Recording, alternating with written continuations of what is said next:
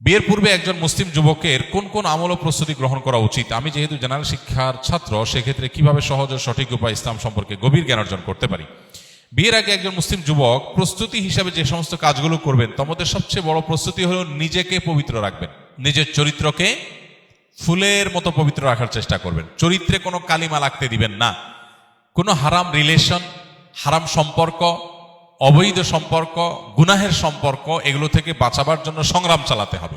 সমাজে আজ পশ্চিমা কালচারের কালো থাবায় আজ এই যে জেনার সঙ্গী, অবৈধ কর্মের সঙ্গী, এটাকে নর্মালাইজ করে ফেলা হয়েছে।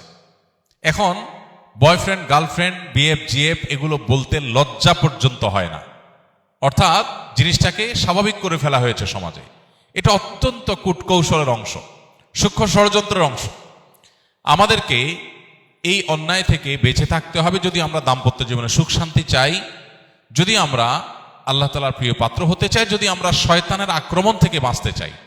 শয়তান মানুষকে যে সমস্ত পথে খুব দ্রুত দুর্বল করে, এর ভিতরে একটা হলো তাকে যৌনতার সংশ্লিষ্ট অপরাধে জড়িয়ে তাকে দুর্বল করে। যে সমস্ত যুবকরা হস্তমৈথুন করতে করতে একটা পর্যায়ে নৈরাশ্য চলে আসে এবং অনেকে নাস্তিকের দিকে চলে যায়, বিকজ সে হারাম করতে করতে করতে একটা সময় ডিপ্রেসড হয়ে ওঠে। তখন অপরাধ বোধ বাড়তে বাড়তে একটা পর্যায়ে মনে হয় যে এটা অপরাধ হতে গেল কেন, তাহলে তার ঝামেলা ছিল না।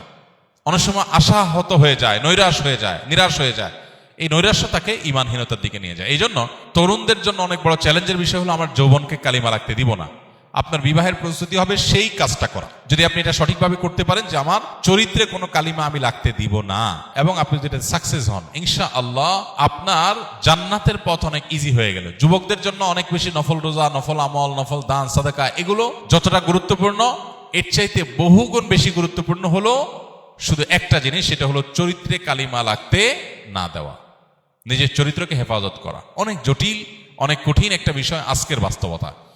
আপনি যদি সে কাজটা করেন তাহলে ইনশাআল্লাহ আপনার বিবাহের সবচেয়ে বড় প্রস্তুতি হয়ে গেল। অনেক যুবক আছে নিজের চরিত্র রক্ষা করা ঠিক ঠিকানা নাই, কিন্তু উনি আশা করেন ওনার জীবন সঙ্গিনী একজন নেককার মানুষ হবে।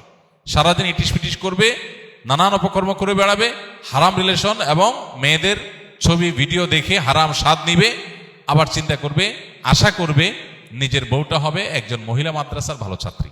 এটা হলো আপনি নিজে গাছ লাগালেন একটা, আর ফল আশা করছেন আরেকটা। যদিও কখনো কখনো এমন হতে পারে যে খারাপ মানুষকে বলে ভালো মানুষ পড়ে যায়, কিন্তু এটা স্বাভাবিক কোনো বিষয় না। মুসলিম যুবকের বিবাহের প্রস্তুতি হবে এটা যে তার চরিত্রকে হেফাজত রাখবে। চরিত্র হেফাজত রাখবে কার জন্য? নিজের বৈধ স্ত্রীর জন্য। দেখুন, যাদের মধ্যে দিন নাই, যাদের মধ্যে ঈমান নাই, তারা অবৈধ রিলেশনে জড়ায়। অবৈধ রিলেশনে যে জড়ায়, এর সাথে বিয়ে হবে তার কোনো গ্যারান্টি আছে? নাই। বরং বেশিরভাগ ক্ষেত্রে বিয়ে হবে না ওইটা জানে, জাস্ট টাইম পাস করে। তাহলে তার যে ভালোবাসাটা, এটা স্ত্রীকে যখন ভালোবাসাটা নিবেদন করবে, আসলে প্রতারক, মিথ্যুক। কারণ সে ভালোবাসে এটা বলে আসছে আগে অন্য মেয়েরে, তাহলে তার সাথে প্রতারণা করছে। মেয়েদের বেলা একই কথা প্রযোজ্য, যে স্বামীকে ভালোবাসি বলে তুমি এখন মুখ আওড়াচ্ছ, তুমি তো সারা জীবন অন্য ছেলে অন্য মেয়েকে বলে আসছো, তার মানে তুমি দ্বিচারিতা করলা, মুনাফিকি করলা। আর একজন ইমানদার, একজন মুসলমান, তার সকল ভালোবাসা, সকল প্রেম সে জমা করে রাখবে নিজের বৈধ সঙ্গীর জন্য। অপাত্রে যেখানে সেখানে দিয়ে এরপরে সে একজনের সাথে ভালোবাসার নাটক করবে, এই দুই নাম্বারই সে করবে না। এই জন্য এটা হলো সবচেয়ে বড় প্রিপারেশন। নাম্বার 2, উপার্জন করে মহরের টাকা জোগাড় করা, স্ত্রীর ভরণ পোষণের ডাল ভাতের জোগাড় করা, এটার জন্য চেষ্টা করা। এটা হলো দ্বিতীয় প্রিপারেশন। তৃতীয় প্রিপারেশন হলো বৈবাহিক এবং দাম্পত্য জীবনের সুখ শান্তির জন্য প্রয়োজনীয় বই পুস্তক, কোরআন হাদিসের গাইডলাইন এগুলো গ্রহণ করা, বই পুস্তক পড়া। আমরা সুন্নাহ ফাউন্ডেশন থেকে একটা কোর্স ডেভেলপ করছি, এটা প্রায় 80% কাজ শেষ হয়ে গেছে আলহামদুলিল্লাহ। খুব সহসা আমরা এটা লঞ্চ করতে যাচ্ছি। এটা মূলত অবিবাহিতের জন্য, বিবাহেচ্ছুক যুবক যুবতীদের জন্য, তারা কিভাবে দাম্পত্য জীবনকে সাজাবে, সুখী দাম্পত্য পাবে, সেটার জন্য। আজকালকার দুনিয়াতে সবচেয়ে কঠিন এবং সোনার হরিণ যে বিষয়গুলো হয়ে গেছে, এর মধ্যে অন্যতম বিষয় হলো এইটা।